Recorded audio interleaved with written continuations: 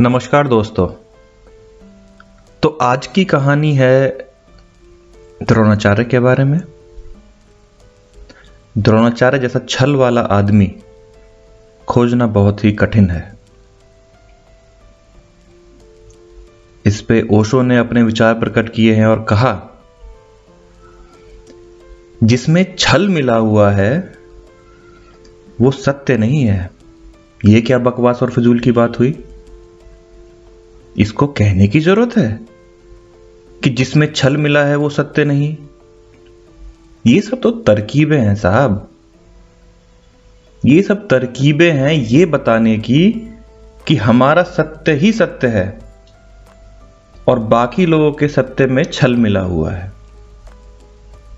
यह दुकानदारी भाषा है, यह व्यावसायिक भाषा है कि असली घी यहीं मिलता है, बाकी सब नकली।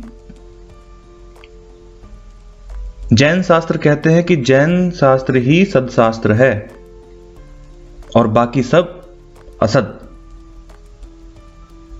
जैन गुरु ही सदगुरु हैं, बाकी सब गुरु कुगुरु। जैन धर्म ही सत्य धर्म है, बाकी सब धर्म कुधर्म। और कुधर्म से बचना है क्योंकि उसमें छल है। वहां छल है तो वहां सत्य नहीं। तो हमारा सत्य ही सत्य है। ये सब फिजूल की बातें हैं। और महाभारत में भी ये कोशिश हुई, ये कोशिश होती रही कि जिसमें छल मिला हो वहां सत्य नहीं है।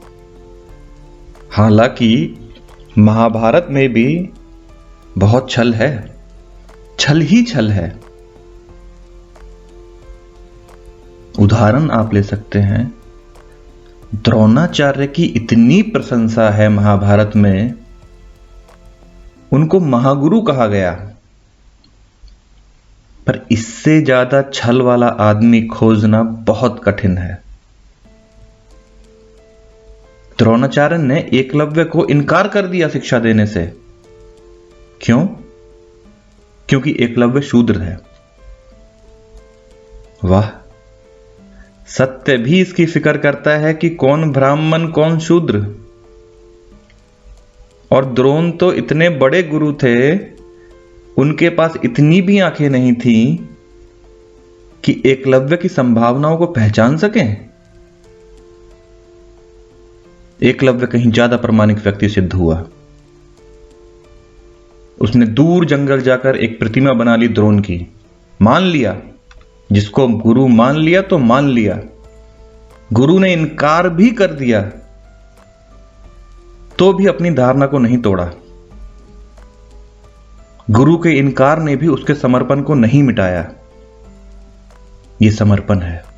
गुरु ने ठुकराया तो भी उसने गुरु को नहीं ठुकराया। एक दफे जो समर्पण कर दिया तो कर दिया। तो जंगल जाकर द्रोणाचार्य की मूर्ति बनाकर ही धनुर्विद्या का अभ्यास शुरू कर दिया।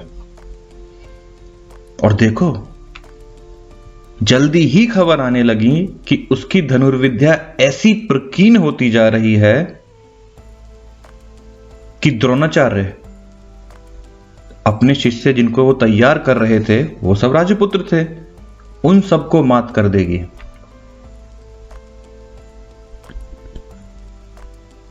अर्जुन पर बड़ी आशा थी क्योंकि अर्जुन उनके श्रेष्ठतम धनुर्धर थे। और जब यह खबर आई कि अर्जुन भी एकलव्य के सामने कुछ नहीं, तब यह तथाकथित महान गुरु, एक महान ब्राह्मण जो राजपुत्रों को धनुर्विद्या सिखाने वाला, महाभारत में जिसकी प्रशंसा ही प्रशंसा भरी पड़ी है, दक्षिणा लेने पहुंच गया। उस शिष्य के पास जिसको इसने कभी दीक्षा दी ही नहीं, और दक्षिणा लेने पहुंच गया। अरे, दीक्षा दी नहीं, दक्षिणा कैसी? बेईमानी की भी कोई सीमा है, छल और पाखंड का भी कोई अंत है। जिसको दीक्षा दी ही नहीं, उससे दक्षिणा कैसी? और दक्षिणा लेने में जरा भी शर्म ना आई?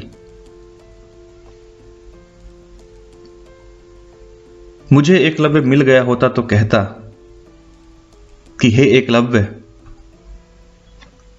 ये इंसान ये शूद्र है और तू ब्राह्मण। इसकी छाया भी पड़ जाए अगर तेरे ऊपर तो स्नान कर।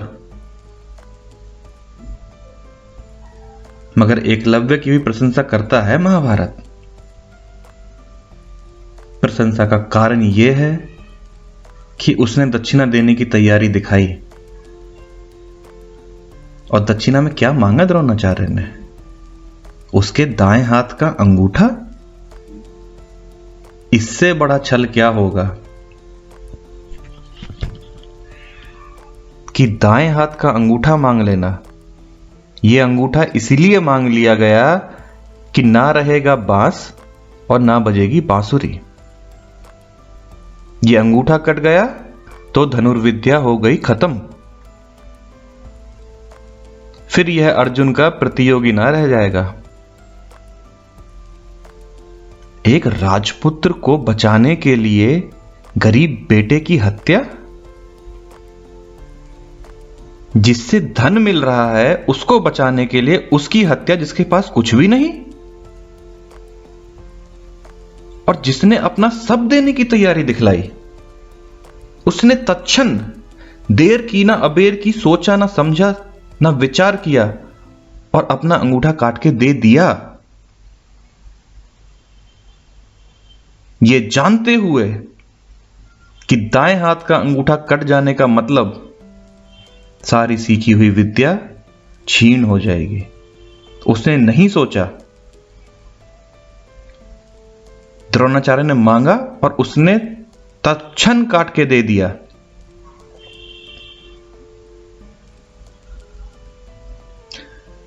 पर आपको पता है, यहां द्रोणाचार्य की प्रशंसा इसीलिए भी होती है कि उसने शूद्र को मना कर दिया। शूद्र को कोई हक नहीं। हमारे समाज में शूद्र को कभी कोई हक था ही नहीं, तो क्यों ना करते? ये तो द्रोणाचार्य की प्रशंसा है कि शूद्र को मना कर दिया। पर एकलव्य की भी प्रशंसा इसीलिए है कि उसने इस पाखंडी और छली आदमी को अपना अंगूठा काट के दे दिया।